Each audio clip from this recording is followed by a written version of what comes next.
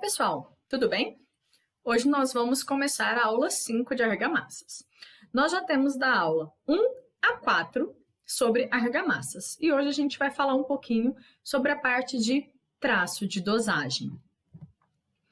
Então, como a gente viu na última aula, não existe uma norma que especifica a dosagem das argamassas. O que a gente tem basicamente são as proporções volumétricas dos materiais, sendo, o cimento, a cal, quando necessário, quando utilizada, a areia e a água, Então, basicamente, essa é a nossa composição. Como eu falei anteriormente, o que a gente tem feito? Substituído a cal por aditivos, é o mais comum, E aí eu vou falar um pouquinho do que a gente tem, de prática, de costume, em relação a algumas argamassas. Para argamassa de assentamento, para alvenaria de vedação, a mais comum para bloco de concreto é o traço 1:6:6. Para blocos cerâmicos, 1:2 e 9:12 aqui, de agregado. Com aditivos, a gente vai fazer o quê? Normalmente a gente vai pegar aqui, eu peguei alguns aditivos bem comuns, E a gente vai pegar o quê? A especificação que o fabricante me dá. Então, eu coloquei alguns exemplos aqui comuns, Então, se for vedalite, por exemplo, se meu traço é 1:8, cimento e areia, eu vou usar 100 ml de aditivo para cada 50 kg de cimento, ou 50 ml para cada lata de cimento. Depende aí como que eu vou estar proporcionando. É um saco, 50 quilos para 8 vezes 5, 400 quilos de areia, ou é uma lata de cimento para 8 latas de areia. Então, o fabricante já me dá essa indicação. E assim, para os demais, da mesma forma. Isso para essa argamassa aqui, Assentamento, para alvenaria de vedação. Quando a gente está falando argamassa, para aquela complementação da alvenaria, que é o encunhamento, o que é o encunhamento? É essa parte aqui, que é o fechamento, travamento, Então, aqui a gente tem um esquema e aqui a gente tem na vida real, Então, eu tenho a alvenaria, aqui eu tenho a viga, e esse espacinho aqui, que é o travamento, é o encunhamento que a gente faz. Então, o traço mais comum para esse tipo, de argamassa aqui é 1:3 para 12:15. Se eu for utilizar um aditivo expansor, 1:3, sendo a proporção em massa de aditivo igual a 1% da massa de cimento. Ou seja, ele já te dá aqui 250 gramas para cada lata de cimento, se na obra você estiver medindo em latas, Se for o via mix expansivo, por exemplo, ele te fala aqui, que é 0,75% da massa de cimento, ou seja, 190 gramas para cada lata de cimento. Lembrando, pessoal, essas indicações aqui, elas estão sempre ou no catálogo do fabricante ou na própria embalagem do produto, Normalmente, quando eu trabalho com alvenaria estrutural, para alvenaria estrutural, o estudo é mais aprofundado, porque eu preciso, do estudo de resistência ao carregamento que tem que ser especificado no meu projeto estrutural. Então, aqui a gente tem uma tabelinha baseada em pesquisa, em trabalhos, de pessoas que já fazem isso, com possíveis traços que são utilizados aí na nossa alvenaria autoportante ou alvenaria estrutural. E aqui, lembrando, a gente tem aqui os resultados de resistência, em laboratório e na obra. Então, é importante ter, toda essa conferência aqui em relação a esses traços, Para argamassas de revestimento de paredes e tetos, se a superfície estiver muito seca, o que a gente aconselha? Umedecer antes a superfície. É sempre bom umedecer a superfície, As paredes, quando a gente vai fazer, o revestimento. Chapisco, normalmente o pessoal utiliza CP1, CP2 e areia grossa, traço 1:3. Embolso, 1:2:8 e as camadas de 1 a 2,5, E reboco, 1:2:9 e, como eu falei anteriormente, o ideal é que a camada tenha meio centímetro, mas tem pessoas que trabalham com até 1 centímetro.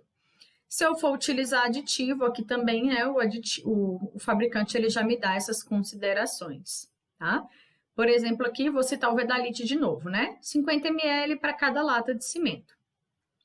Se for uma argamassa de nivelamento, a argamassa de contrapiso, normalmente é 1:3, uma espessura em torno de 2,5 centímetros, esse é o traço comumente utilizado aí.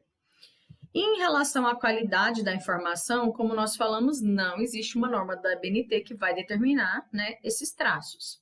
Na internet a gente tem diversas tabelas que a gente encontra, tá? E algumas dessas informações não necessariamente são tão confiáveis. Então, a gente precisa sempre se embasar em quê? Em literaturas de referência, em referências científicas, em pesquisas, em dados que realmente têm algum embasamento, algum estudo por trás. Então, aqui eu deixo alguns links, algumas informações que são interessantes, que são importantes, que podem ser fontes de pesquisas para vocês, tá? A gente tem um folhetinho que chama Mãos à Obra, que é da Associação Brasileira de Cimento Portland, tá? Da ABCP. É só entrar no site deles, que tem lá. A gente tem também, né, um código de práticas, que é do IPT, tá? Ele é também muito bom. A gente tem também um guia de argamassas da Associação Brasileira dos Produtores de Cal, da ABPC, tá? E no caso de aditivo, eu posso pesquisar no próprio site, nos folhetos que são fornecidos, né?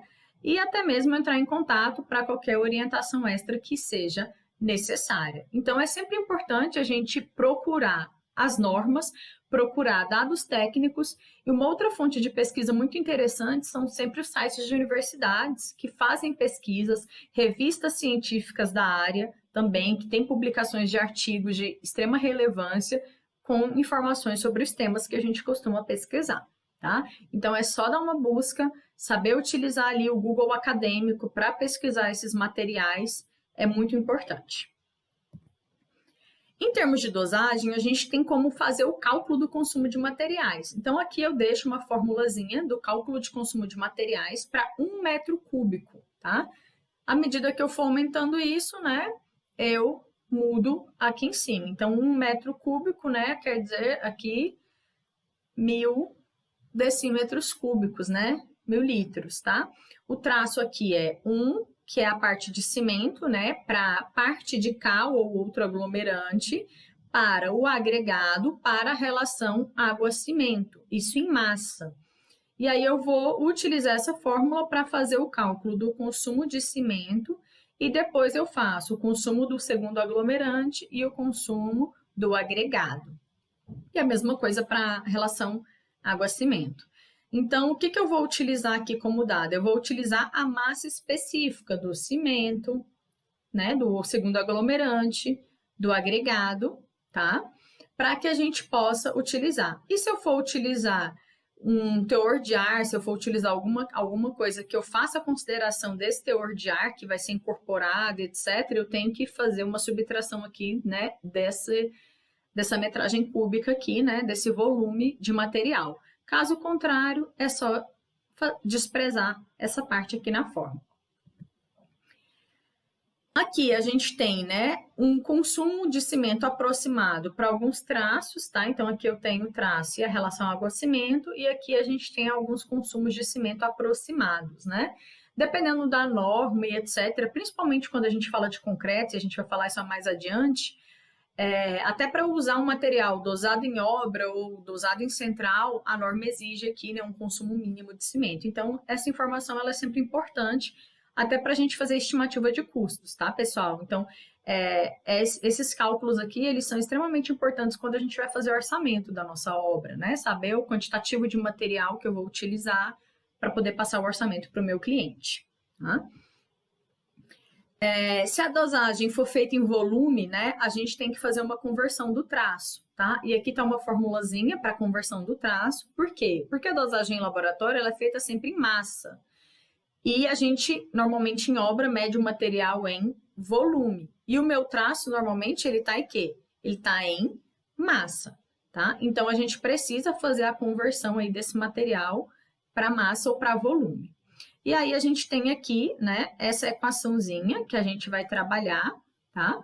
E aí, o que acontece aqui? Para o agregado, é importante a gente lembrar do inchamento, né?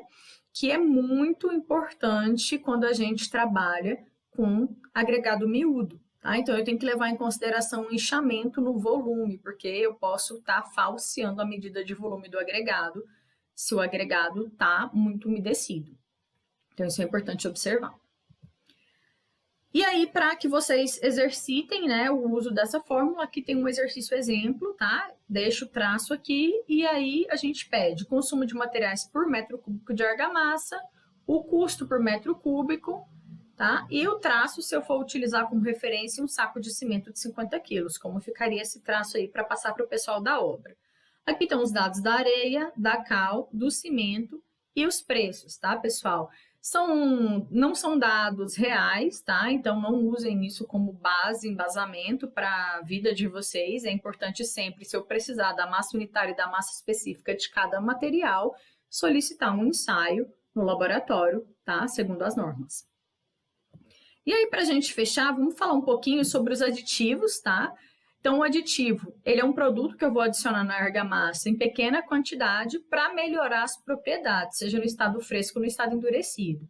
E aí nós podemos adicionar aditivos incorporadores de ar, plastificantes, né?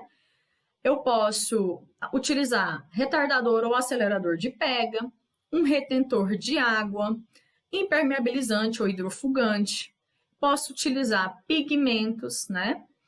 E adesivos para melhorar a aderência, elasticidade da argamassa, né? Entre outros.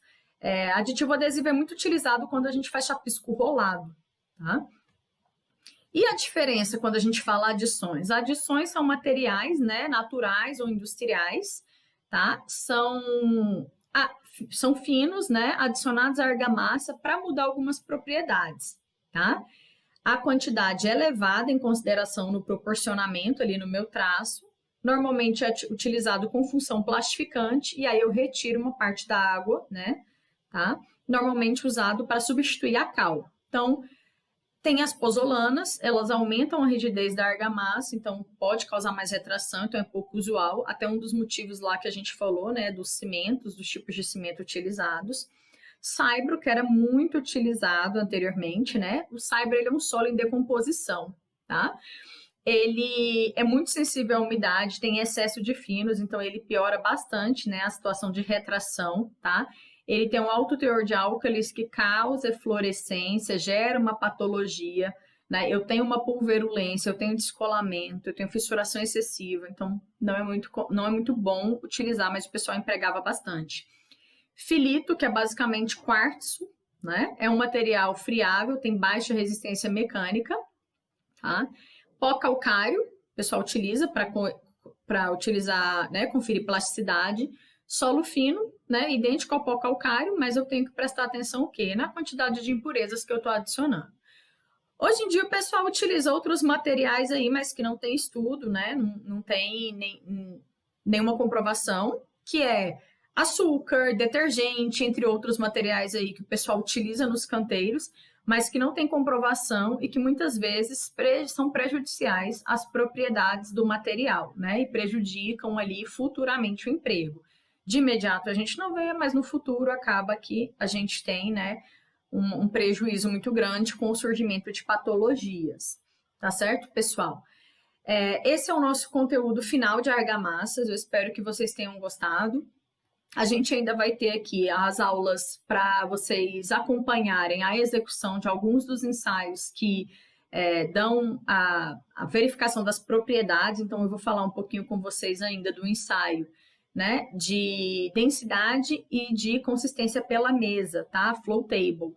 Então, fiquem atentos aí, assistam os vídeos dos ensaios para fechar esse conteúdo de argamassas. Até lá!